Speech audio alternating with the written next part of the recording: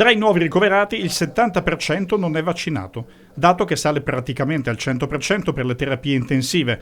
Vaccino dunque efficace quantomeno per ridurre la potenza di fuoco della variante Delta, che ora colpisce in modo più pesante, ma mediamente non gravissimo, i cinquantenni. Perché abbiamo avuto giornate anche con 52.000 tamponi, è stata una scelta che ha fatto il Veneto per monitorare il grado di circolazione del virus. Siamo stati gli unici in Italia per fare questo in 2 mesi, però adesso ci dobbiamo adeguare a quello che è ovviamente la direttiva nazionale. Il primo giorno dei tamponi che ritornano a pagamento, anche se a prezzo calmierato, sono un'esigenza innanzitutto numerica, in un Veneto fortunatamente pieno di turisti stranieri. Ad agosto saranno circa 400.000 i turisti che rientreranno in Germania dal Veneto e faremo in modo di dare anche loro la possibilità di fare i tamponi, ovviamente saranno a pagamento.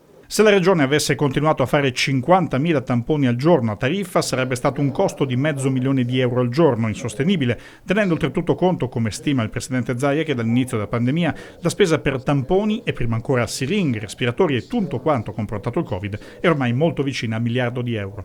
A mio avviso sì, avevo un conto qualche mese fa di 700 milioni, ma si sta continuando a spendere.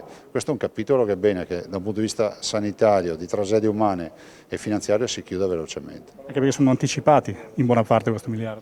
Ma sì, ne abbiamo anche avuti di riconosciuti come interventi straordinari, però è pur vero che queste sono tutte spese che poi non ci torneranno più nel bilancio, cioè quando tu spendi 700-800 miliardi di euro per il Covid sai che li hai spesi.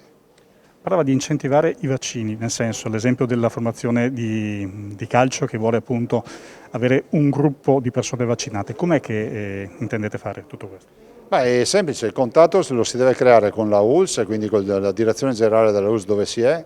Se sei un'associazione e pensi di avere un gruppo di persone che fanno massa critica, si possono valutare anche delle somministrazioni in loco. Ad esempio, l'esempio tipico è quello della squadra di calcio che porta tutto il vivaio dei ragazzi, ci porta magari i familiari eccetera, quindi comincia a fare 200, 300, 400 vaccinazioni in una sessione, direi che è positivo.